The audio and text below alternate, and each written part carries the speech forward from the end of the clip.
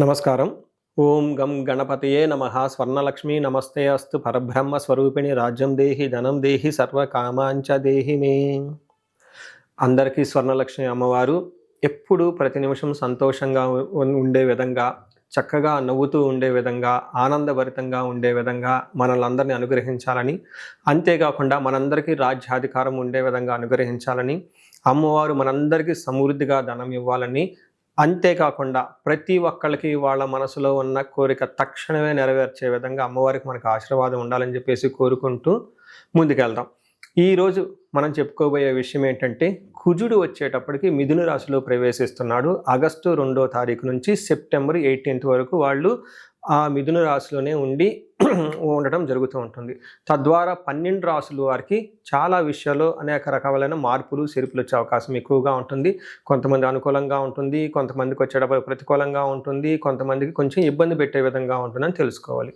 కుజుడు వచ్చేటప్పటికి ధైర్యానికి, పరాక్రమానికి, హీరోయిజానికి సంబంధించిన గ్రహము. కుజుడు వచ్చేటప్పటికి ఎనర్జీ, స్ట్రెంగ్త్, ఇనిషియేటివ్ అనే పనికి ముందుకెళ్ళాలని దానికి సంబంధించిన గ్రహము.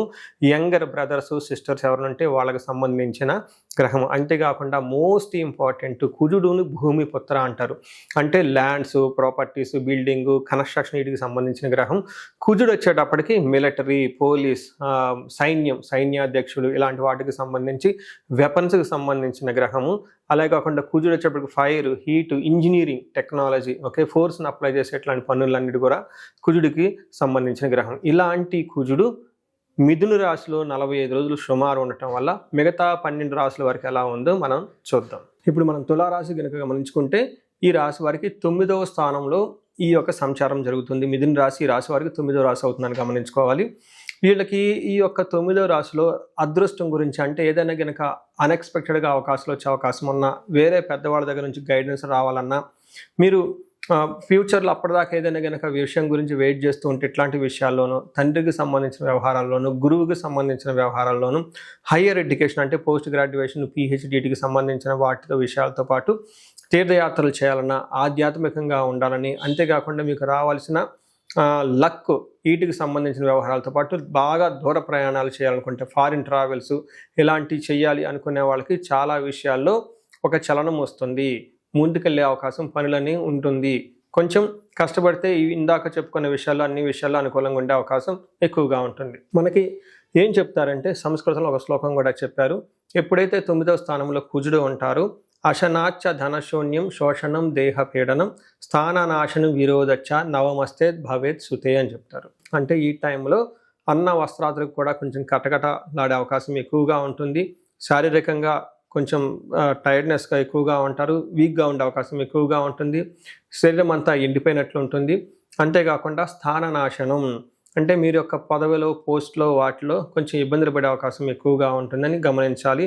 అనవసరంగా మనం అనుకున్న పనులు జరగక, అంటే మీరు ఇప్పటిదాకా ఏదైనా జరగాలి అని, జరుగుతాయి అని ఒక నమ్మకంతో ఉంటే అట్లాంటి పనులు జరగక ఇబ్బందులు పడే అవకాశం ఎక్కువగా ఉంటుంది.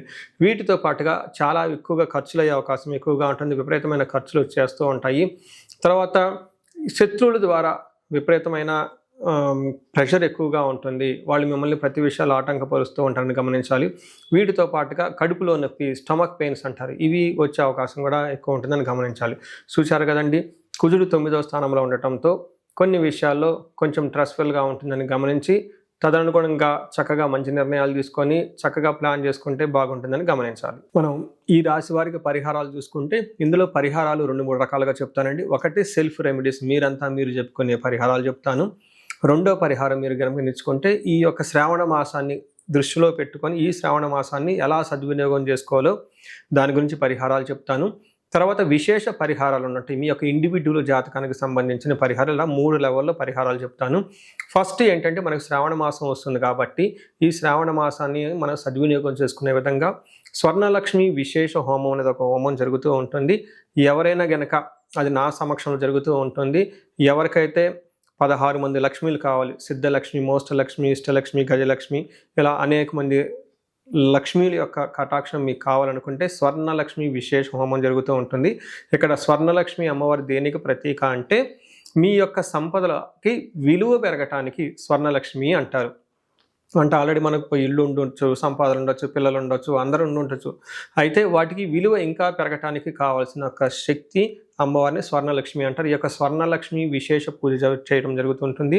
అమ్మవారికి ఎంతో ఇష్టమైన తామర పూలతో ఈ యొక్క హోమం చేయటం జరుగుతుంటుంది. అమ్మవారికి ఇష్టమైన అనేక పుణ్య ద్రవ్యాలు మొత్తం ఈ పూజా సామగ్రి వాడటం జరుగుతుంటుంది. ఇది అయిపోయిన తర్వాత ప్రతి ఒక్కళ్ళకి 3 వెండి కాయిన్స్ ఇవ్వడం జరుగుతుంటుంది. ఒకటి బీరువాలో పెట్టుకోవడానికి, ఒకటి మీ పర్సులో పెట్టుకోవడానికి, ఒకటి పారే నీళ్ళల్లో డ్రాప్ చేయడానికి.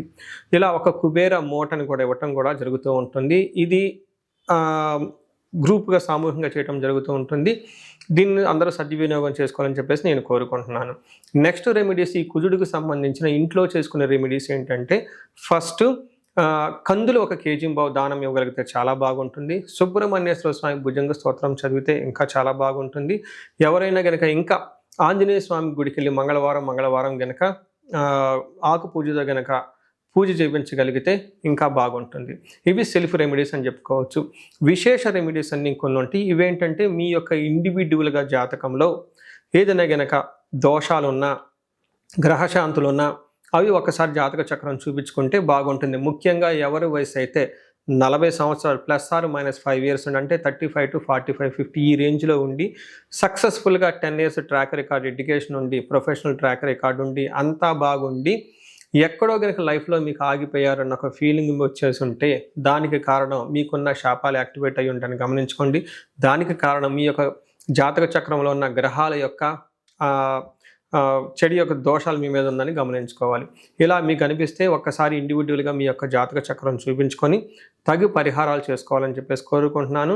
అందరూ ఇప్పుడు విధంగా స్వర్ణలక్ష్మి విశేష హోమంతో పాటు హెల్త్ బాగా లేకపోతే మృత్యుంజయ హోమము, ఆయుష హోమం చేయించుకోవటం, భార్యాభర్తలకు అన్యోన్య దాంపత్య పాశుపత హోమం చేయించుకోవటం, ఎలాంటి పరిష్కారాలను కానీ సరే రాహువుకి సంబంధించిన ఇలాంటివి ఉంటే చండీ హోమం చేయించుకోవటం చాలా ముఖ్యం అని చెప్పేసి నేను కోరుకుంటున్నాను. మీ అందరికీ అష్టైశ్వర్యాలు కలగాలని, భోగభాగ్యాలు కలగాలని చెప్పేసి నేను కోరుకుంటున్నాను. నమస్కారం.